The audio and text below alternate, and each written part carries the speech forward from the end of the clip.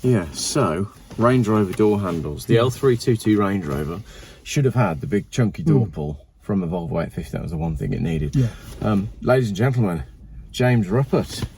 Hello there. The father of the Bangernomics. You coined the term Bangernomics. I coined the term. Lots of people were doing it. People have been doing it actually for years. They've probably been doing it with chariots years ago and so forth. Yeah. They bought old chariots. But how to keep your chariot on the road for longer. Yeah, but don't buy an old chariot. Look after your old one. That's right. But the one thing I've done in my life and will be on my gravestone was, he invented the word Bangernomics. So I'm quite happy with that. Yeah, I feel like you're like the guru of the classic car movement in a way, and we've met at a Buddhist centre. We have, absolutely. I think it's been very, very good for us. I think we're much more relaxed and positive and focused. I'm quite relaxed after my track day yesterday. In fact, I was so relaxed on the drive up here, I nearly fell asleep in my beautiful Volvo. But anyway, beautiful Volvos aside, there's quite a lot going on in the world of cars and motoring. Can you give people the background as to who you are, what you've been up to, and how we've ended up chatting? Because you and I have been speaking we've been speaking a very long time. I think it's getting on for 3 years. It could be something like that. We've been meaning to do this for a long time. Absolutely. But you're a busy man, Geoff. I mean, you're now a superstar. I'm just disorganised. And all your cars are rubbish. So we've been trying to meet up, but every time we set a date, you haven't had a car that's been able to make the distance. I had a very bad year last year in particular. I had loads of cars that went wrong, which is what Bangernomics is. It is, that's right. Sometimes it can go right, but sometimes it goes wrong. But that's the fun of it all. Go on then, tell the people what you've been up to for the last 2-3 decades, and as to where it brings us today. Right, how did I get here today in Geoff's lovely Volvo? It's been a long path. Now, once upon a time, I've always loved cars from a very young age, adored them. Played with them and thought, it wouldn't be great if my job was working with cars, and that came to pass. And I got a job selling BMWs in Park Lane, which is probably the best job you can ever have in the world. What kind of year would that have been then? I'm talking 83 to 85, so it's absolutely the golden era. Like E30s just come out. Yeah, that's it. 525s, 323s. Yeah, 635. Well, the funny thing is, how many BMWs were there? Well, there was small, medium, large, and coupe. That was it. So 3, 5, 7, and the 6, and that was it. Back in the days where stuff made sense. It did make sense, and they were fantastic cars then. I mean, you could have an awful lot of fun that I can't go into details with, because maybe, the statute of limitations may not apply to that. But I had a huge amount of fun. Taught me everything I know about cars pretty much. It mainly taught me don't buy a car and then sell it a few years later. That's how we sort of got to Bangernomics. I saw it so many times where people would buy a car. Some say didn't like it. I remember a chap had a Volkswagen Santana. I don't know if you ever remember that. It's an obscure notchbacky thing. Quite a big, like a big Passat really, with a boot. And it was weeks, and we just said to him, if you want a BMW, it's half of what you've paid is what we're going to give you. And you just saw this bloke. He just crushed inside that he'd made a big mistake. So you saw depreciation from the first hand, and it changed you. It changed you within. Absolutely. Yeah. And there was also a great story my dad used to tell me about a chap he worked with, and we're going back to the 1950s. And he would pay £5. He would never pay any more than £5 for a car. Nice. So he bought £5. But what he did was he never did anything to it. He never put any oil in it, apart from petrol. He never touched it. He never got involved in it. And he said most of the time it would last him a year. So, and when it blew up, he'd get out of the car, and in those days you could do that. You just lean by the side of the road and walk off and buy something else for a fiver. But he got a year out of most cars from that. If only there had been YouTube then. That's right. It would have been fantastic. He would have made it. That's great content. Mr. Chumley Warner running cars. Yeah. So that was a great story. But people have been doing this for a long time, because not everybody can afford brand new cars. It's as simple as that. And that's, the working man and woman. You want to get to work. You've got to do the school run. You've got to do shopping. You've got to live life. You need a car. You can't rely on a bus. And if you live in areas where I do, and maybe you do, Geoff, where there is no such thing as a bus, there's no such thing as public transport. If you work shifts, you're not going to be able to get somewhere at 3 or 4 in the morning to do something unless you've got your own transport. And for many people, that's a car. And this is where it sort of brings us to today, in that people need cars, people need transportation, they need the freedom of movement, and that unfortunately is being taken away from them. And you've been documenting the slow creep of the anti-motoring movement forever. Are you blacklisted by any magazines now? Yeah, strangely enough, I am. I mean, I felt I did a radio show way back in like 2018 or 19. It was Radio 5 Live, and they had a woman on who was the Green Party or something, who had a diesel car, by the way. Of course, because she would have, and it was just the way it was. Obviously 2 onto 1. The presenter just thought I was a lunatic, and he just say to me, so you don't believe in sort of climate change and all that? I said, no, I don't. I said, it's all made up. And from that point, obviously I've never been back, but I just thought I've got to document it. So I did write a book called Demotorise, which unfortunately has all come true. So there's a lot of stuff I wrote about which was coming down the track, and does seem to have been happened.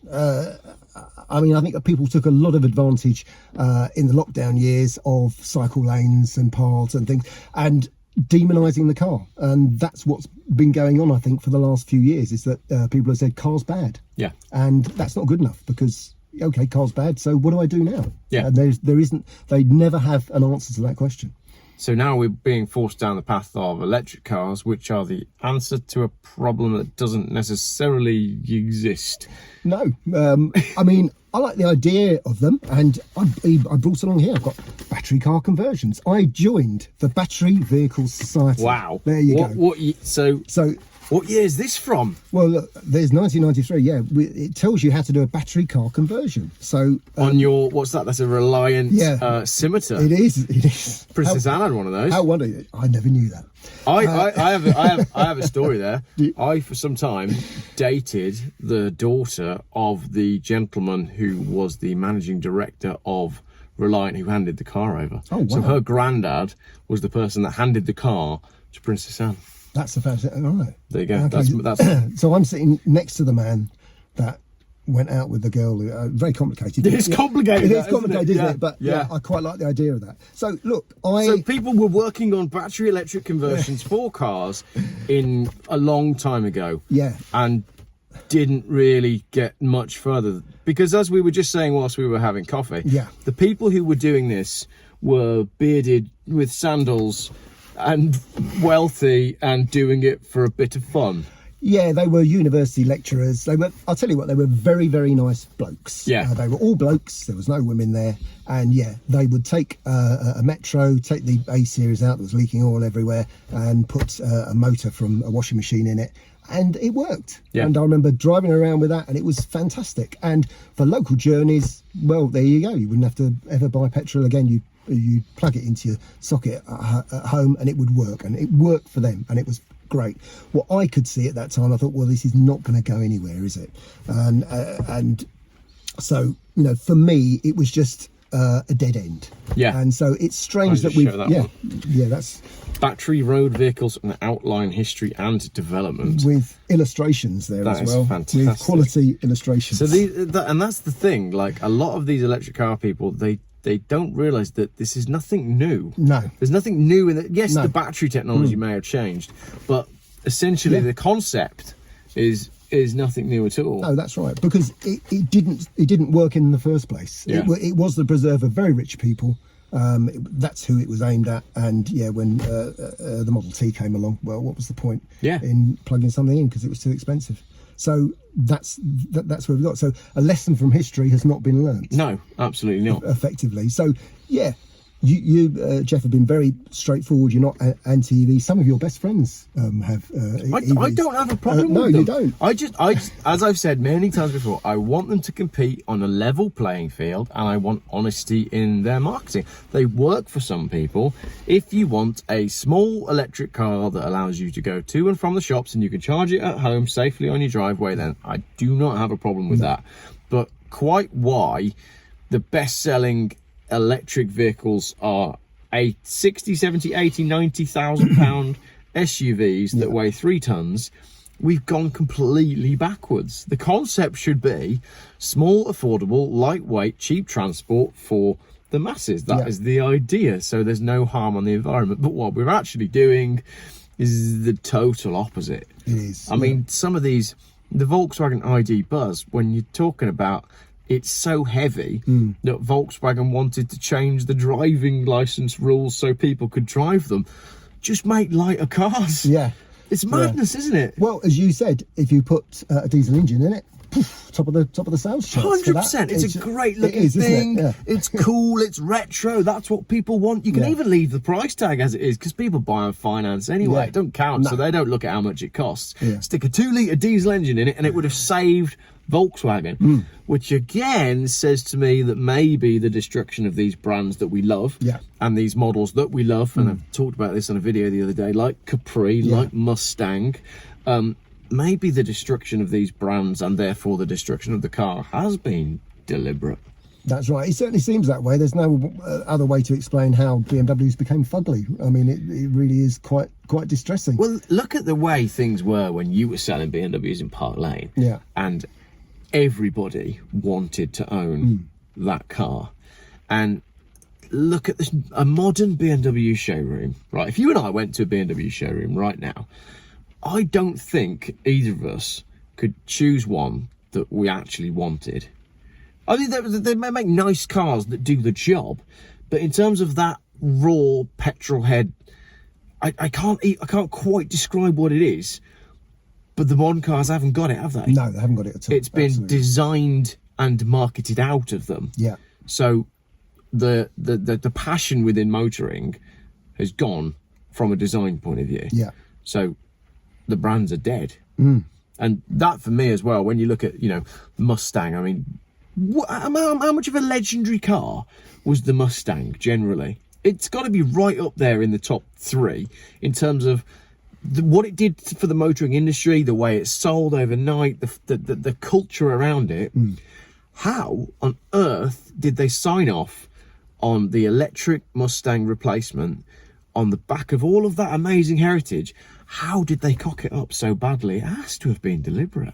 Well, it does. I mean, also Ford, especially Ford of Britain, used to have what a sensational range of cars they had. 100%. Something for everyone. Just amazing cars that people wanted. Yeah. And you could spec them up. You could go, XL and, GT and, that's what people did. They sat in the showroom and thought, I can just about afford that. Yeah, I'll do that. I'll add fancy seats, and road style wheels. They meant something to people. It was great. Go back to, if we talk late 90s, right?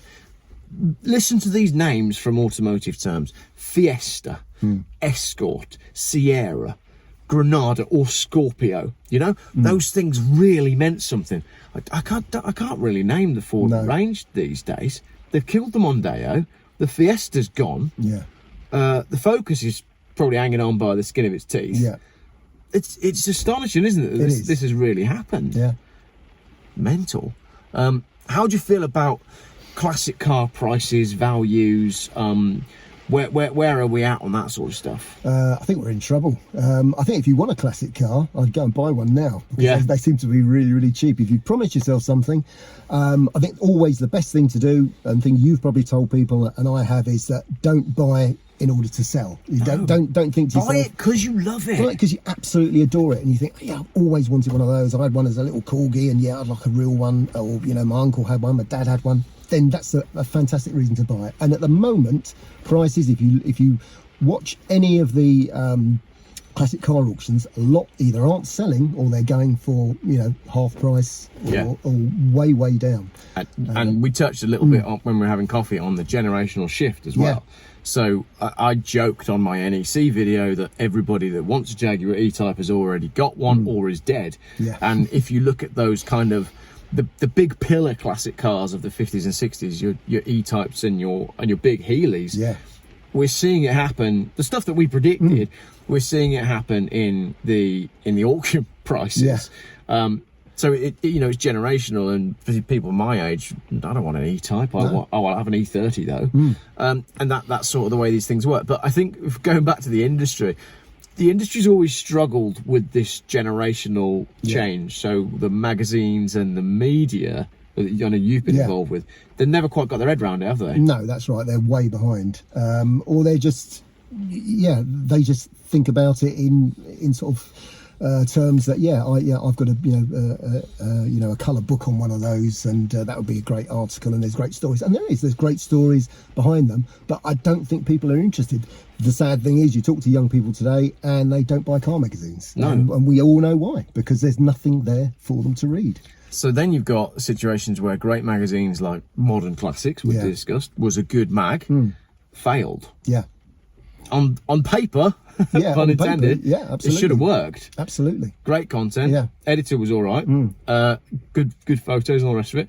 Can't find the advertisers. Can't find the buyers for the magazines. Exactly. Yeah. You need to have a lot of support, and that just wasn't forthcoming at all for that. And I think that's the way with a lot of classic magazines. The other magazine we mentioned was Land Rover Owner, which was the biggest magazine. Huge, absolutely. huge. Yeah. And if you remember that, it was packed full of adverts. Yeah. Absolutely chock full of them. It was a good thick magazine as Yeah. well. You know, it was a good quality publication. It's a bit of a shocker that one It is. that one went down the pan, isn't it? Yeah. You would wonder how could you not make that work? Yeah, Really? absolutely. I don't know.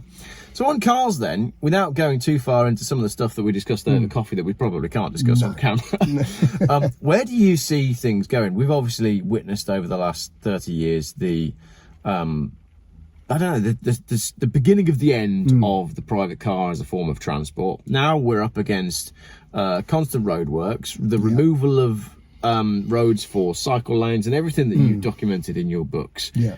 Where do we go next?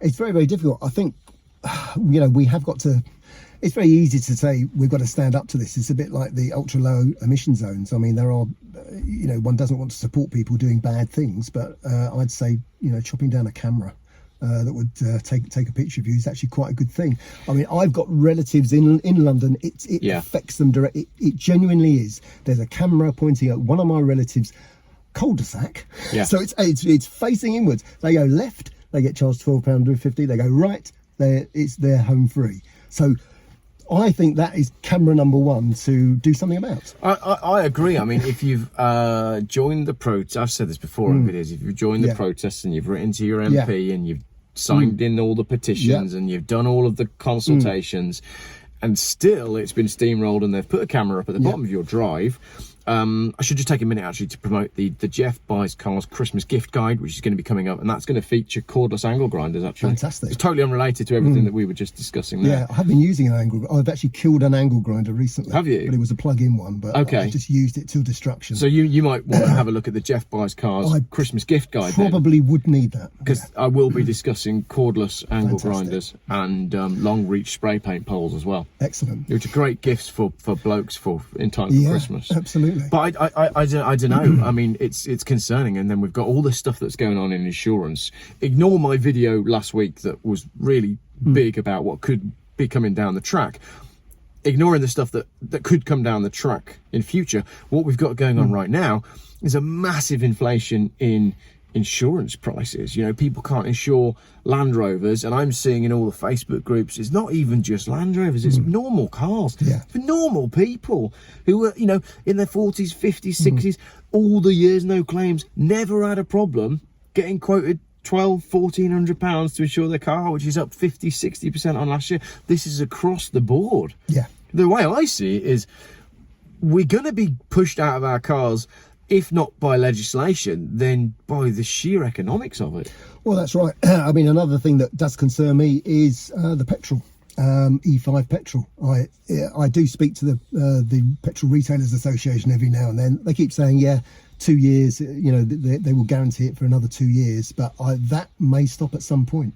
So this is the if you're watching from abroad, we have E5, which is high grade fuel, and then E10, which came in fairly recently. It probably wasn't that recent actually. I think a couple of years ago. I think the last few years have gone quite quickly. But E10 fuel is basically a higher count. I've got to check I get this right. There's more ethanol in it. That's right. But ethanol attracts water. It does attract water. It will rot your pipes and exactly. And so with older cars that we like, cars like this, it can be a problem, especially if you're not using them much. It's a problem either way, but if it's cars that are left sat around and whatnot, you've got this in your fuel tank and your fuel tank's going to rot out and your fuel lines and essentially everything. Now again, it's very, why did they bring that in again? Environment. For the environment, okay. So it's a bit coincidental, isn't it, that a new type of fuel was brought in to help protect the environment that also partly slowly destroys older cars by accident. Yeah, that's right. It's not a coincidence, Not is at it? all, no, absolutely So not. when all the magazines were jumping on the bandwagon of is E5 and E10 safe for your car, there's a part of me that was going, hang on a minute, this doesn't seem to quite stack up. No, they've done this before. They've done this with lead and unleaded petrol because without getting too complicated, the stuff that they replaced the lead with is actually worse than the lead.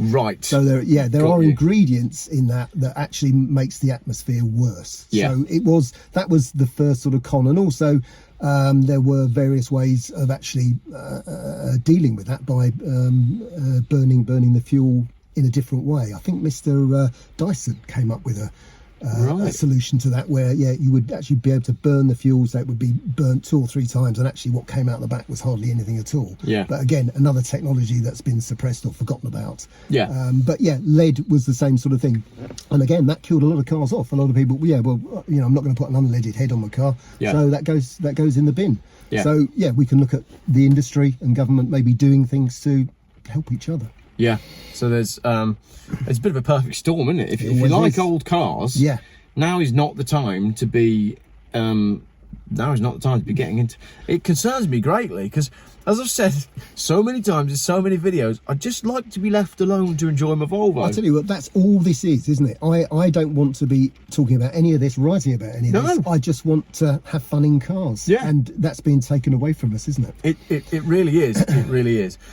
So electric cars. What's a pet hate with electric cars? I don't know.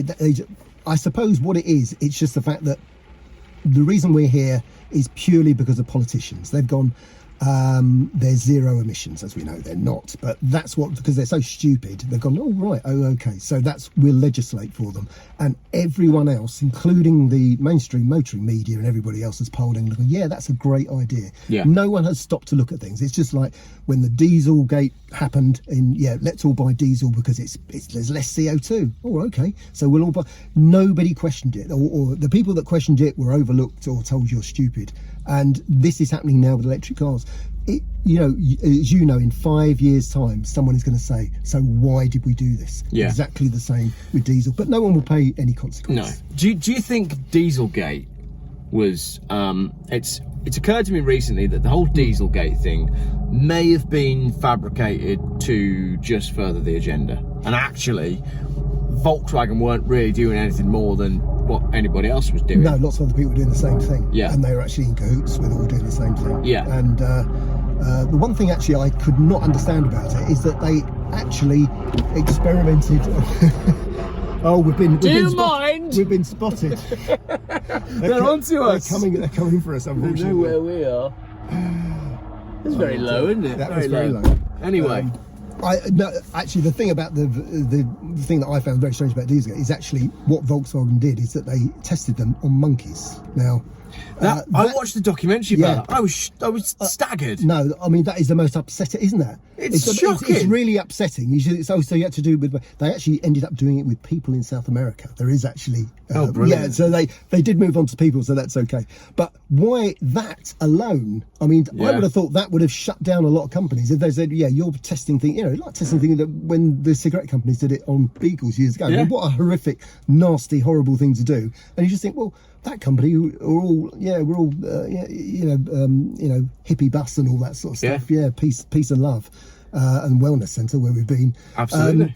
And you just would have thought, well, that would have killed them off, stone dead. Yeah. But I think you have a very good point in that. Dieselgate was sort of designed to happen. Why is nobody standing up and waving their arms and saying we need to do something about this? I'm trying, but then we've got, and again I touched on this in my videos before.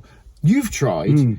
We've got the AA, we've got the RAC, we've got all the insurance companies, we've got, there's so many breakdown repair centres, all these big chains that do all.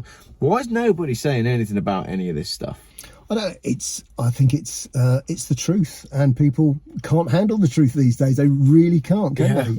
I think it's as fundamental as that. I think if you explain it to people, they go, It's quite difficult, isn't it? It is. Yeah, when you say to someone, do you realise there's a plan to make sure that you don't actually own a car and you won't really be able to go anywhere? And they'll look at you like you're mental. Yeah. But when you actually break down and say, well, they installed this, then they did that, then they did that. Now there's these cameras. This is going to cost you X. To drive your car here, you have to pay X. Your tax has gone up to X and your insurance is this.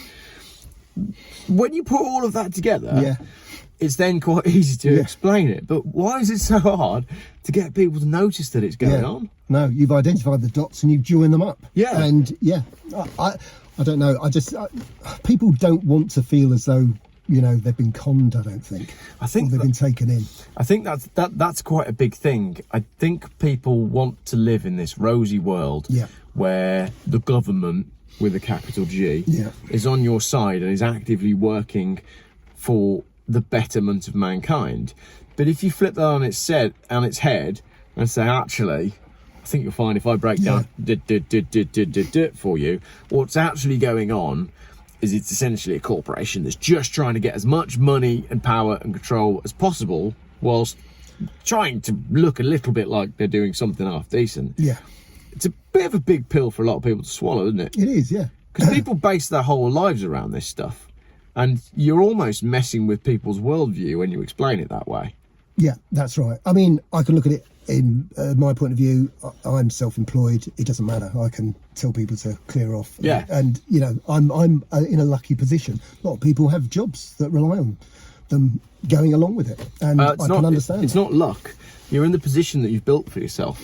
That's what people say to me. They say, "Oh, Geoff, you're really lucky to do what you're doing." I'm not. I've created it, and I've created it because I am a completely chaotic monster that is completely unemployable because I just won't stand for rubbish. So the first sign of any rubbish in any job I've ever had, I've jumped out and gone and done something else. And for most of my life, it's been a problem. It's just, thankfully, with YouTube and working freelance, that sort of stuff works quite well. But yeah, that's that is the world for you. But can I hear about talking about making bad decisions in your career? Can I talk about the 2 times that you nearly became a Top Gear presenter? Yeah, well, I may be the stupidest man in the world, and I probably am. In 1987, I had a meeting with a lady called Judy Hill. She was a producer on Top Gear. She got in touch with me. I was writing stuff for Car at the time about used cars, and they just thought, oh, that's a sort of a growth area. That'd be good to do. And TV at that time wasn't regarded as very cool, and obviously I was very cool in those days. Indeed, very cool. I had lots more hair, and I was, I had nice cars, and I was personable and so forth. But I just couldn't see it. I was so short-sighted. I thought, TV, what is there in TV? And it'll never catch on. No, you'll never catch on. You spoke to other people that say, yeah, it's not really that, So I sort of said, no, I'm not really terribly interested in doing anything, good luck and so forth. So I bought a lunch as well. I can remember that. Really? So yeah, wow. So that's how stupid I was, buying someone in TV who's got loads of money. Yeah. And then a couple of years later, actually, John Bentley, I still sort of know very occasionally talk to. He got in touch, and they were going to change Top Gear. The first time they were going to change it. And again, I again just couldn't see it at all. I'm monumentally idiotic or very prescient in that. I didn't want the bother. Yeah. And again, I sort of said nah, and I think they ended up with somebody called Quentin something. I don't know. I think he's an electric car salesman. He's electric cars. Okay, so he ended up doing that, and and I was involved a few years later when James May was involved. I used to know James May quite well. But I had opportunities to do the Top Gear thing and even join the magazine, which again I turned down. So you can either look at me like what an idiot, or hey, look, there's a bloke there with his own mind. Exactly. So I'd like to think that was me exercising my own mind rather than giving up a multi-millionaire future. Well, you can't cry over spilt milk. you can't cry over milk you never had. No, is what I said on my video yesterday. When I cut out a catalytic converter that then turned out to be empty. You can't moan because it was never there. So if it was never there, you can't moan that you never had it. No, exactly not. What do we do then? What do we do? How do we move forwards from this bleak dystopia that seems to be coming down the track at us. Well, we've got to try and stay positive, which is something that you do very well, Geoff. You know, you're very positive in your videos. You've got a nice demeanour, and that's what we've got to do. And you buy lovely cars like this Volvo. I think that's what we've got to do. We've got to celebrate it by actually going against the grain, buying cars they don't want us to have, and enjoying them. That's a great point, and I really love when I get an email from someone that says, Geoff, I was going to buy such and such, but actually I've gone and bought an old Volvo. I get a lot of that. I had a gentleman that recently got rid of a Volkswagen ID4 that he hated, and then he sent me some photos of a lovely Volvo, I think it was an XC70 with a D5 diesel engine that'll do, you know, 700 miles from a tank of diesel. And with the road trips as well, I think there's a lot of people seeing that we're getting out and doing this stuff, and hopefully we're inspiring people to get out and make the most of it. Exactly. Tell me a little bit about your Land Rover. Land Rover, I arrived here in this today. It's a terrible vehicle for doing anything over about 10 minutes in, really. So we've both, the location that we've chosen is pretty much an hour and a half from both of us. It took you 2.5. Because it's a Land Rover. That's right, it's an old Land Rover. It's a 1984 Series 3? Yeah, it's a Series 3, one of the last Series 3s. It's a great vehicle because it's one my dad bought. For no apparent reason, I don't know why he did it. He just thought, well, it is a commercial one, so it's a van type, so he didn't pay VAT. And I think he just thought that was such a win. It was worth doing. But it had been around a Land Rover dealer forever. And, oh, really? They'd had it. It was brand new, but they couldn't sell it. You said it was in London? London, and it was a London dealer as well, actually. Brilliant. Which, strangely enough, is where the Lexus that my wife drives that's now a Lexus dealer. So I've actually got 2 4x4s from the same place. Oh, oddly enough. So it's a real it's a real strange way the world works sometimes. It but is actually. It's a great old bus. I will never ever sell it. It's a 2 litre petrol. It's 2.25 petrol. 2.25. Yeah. I have instructions for me to be put in my box and bungee jump to the bungee to the roof when I make my last journey. So if we can, but it's great. I use it for everything. If you look in the back, I've just got loads and loads of bits from various houses and chopped up all sorts. It gets used properly as a Land Rover should do. How many miles is it on now then? It's about 230 odd thousand. Yeah, fantastic. But it's very easy. It's a car that even an idiot like me can work on. So a couple of years ago I did the dynamo on it, and you can unbolt things and bolt them on again. It's very straightforward. Is that one a bit of a trigger's broom, or is it pretty much? Well, I did have to have the chassis. The chassis got to a point where rust really did make a meal of it. So a couple of years ago. But it's worth doing. It cost me a couple of quid, but then I'm going to keep it forever, and I don't care, and I love it. So, and it reminds me of my dad. So and that's why we're going back to, that's why we do these things. Geoff, why do you buy Volvos? Well, when we were kids, that we had, my parents, for one reason or another, had 5 children, and at the time this was before the MPV movement. Remember when the Ford Galaxy and the Charan and the Alhambra came around? Before that, you had to have a Renault Espace, because that was pretty much the first one. If you were posh, though. If you were posh, or you had a van, or that was pretty much it. You had a Volvo with rear-facing seats. So my dad had a 940 and then a 960, and we'd go down to France, facing backwards in the rear-facing seats. And me and my one brother, we fought the entire way. And I've said this before in a video as well.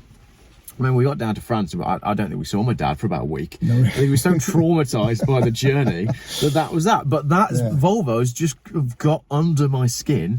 And now I drive around in 850s with my kids in the rear-facing seats. And maybe one day in the future, hopefully, if things go our way and not the way that the agenda wants to go, hopefully my kids will be able to experience driving Volvos for themselves. And again, like coming back around, for a big conclusion of a long video, that's why we do it. It's as simple as that. Leave me alone and leave my kids alone, and let us get on with it and do the stuff. Because the other side of it, and again, I don't want to go too far into stuff that we can't really talk about, but people need to make the connection between the war on the car and the war on the economy. Because as I found with experiencing 20-mile-an-hour zones, they don't work. So the goal isn't to keep the economy going. The goal must be to break it via the fact that they're stopping us from moving around and going about our jobs, and it's the jobs that keep the economy going. So you quite quickly go from, oh, they're knocking us down to 20 mile an hour to oh, this is a pretty bad place for us to be. And that concerns me. And as a, an owner of some small humans, it greatly concerns me because I can just see where things end up. That's right. And on that happy note. No, basically, we love cars, and that's it. Really, that's the fundamental. That's the best summary ever. We just love cars. Yeah. What would you be doing if it wasn't for cars? God, I don't know what I'd be doing. I'd be in prison, I should think. I think I probably would be as well, or I'd be dead. Because I don't know, it's just all I want to do. It's all I've ever wanted to do since I was a kid. Yeah. Like, watching Jeremy Clarkson and maybe yourself if you'd made the correct decisions. If only I had. And that's it. I grew up, and my nan was the only person who had a video recorder. Those were simpler times, weren't they? Yeah. So she would videotape Top Gear for me after my bedtime at 8 o'clock on a Thursday. Yeah. And then I'd go around and watch it at my nan's house on the video recorder. Yeah. And if it wasn't for all of that, I don't know. No, that's right. I'd probably be doing a really boring job. Yeah. But that's just it. It's just there's something about cars that we just love them. They are. I don't know why we do. I think for me it is a little bit to do with freedom. I think there is an element of I was bullied as a kid, and as soon as I got a driving license, I was like, now I can go wherever I want. Yeah. Any time I want. And I don't ever want to not have that. There's just something so liberating about putting a key in. Yeah. And just going. Absolutely. Yeah. I would like to warn people against all these surveys. They say, nobody, 18 is taking their driving tests anymore, because where I live, if you don't have a driving license, that's it. You can't work, you can't study, and you don't have a social life. So you absolutely, in a big town, maybe not, but I would say for the majority of the country, you've got to have a car. Yeah, brilliant. Well, thanks very much for. I'm glad we finally got together to do this video that's been 3 years in the making. Absolutely. Keep doing what you're doing. Thank you very much. And trying not to upset the apple cart too much. Well, we'll see how that goes. I don't care. I know. I really don't care. I'm beyond caring. Where can people find your writing if they want to look for your writing? Books. You've written loads of books. I've written loads of books, and if you buy a book, it does help, and that's really, really nice. There's the Bangernomics books. I did Bangerpedias, and I will be doing all of those. I did send you a couple of those. I've got some. They take forever to do, and it's basically there's no point to this book whatsoever, because it's what is the point of a book about saying what was a banger in 1990? I mean, it's madness, isn't it? Really? But actually, people do quite like them. So I'm looking at cars in context. So you won't get a lot out of these books, but there's a lot of nostalgia in them. Demotorized, I wrote about what's happening now. That might depress you a tiny bit. I do apologise. When did you write that? I wrote that in 2019. Okay, got you. And and so most things came to pass, and I even did an update. I did it because I saw everything arrived, and sort of wanted to point it out again. Yeah. But the Bangernomics books are great. But you can find me at bangenromics.com. I do a magazine called Free Car Mag, which is free, and that's freecarmag.com. And if there's anything you want covered in there, it's quite alternative. I will cover things that people do not cover in car magazines at all. So I do talk about the agenda that we've been going on about. But anything's appreciated. If you ask me a question, I will answer it. People send me emails. Please send me emails. James@bangernomics.com. I will answer your question and do my very best to put you in touch with somebody who can help. And you're on Twitter? I am on Twitter @Bangernomics. There you go. Thank you very much, James. I hope you enjoyed that long chat, and the rain didn't get to you too much, and the helicopter didn't annoy you with the audio. No, I'm fine. Lovely. Thanks, everyone. Cheers, Geoff.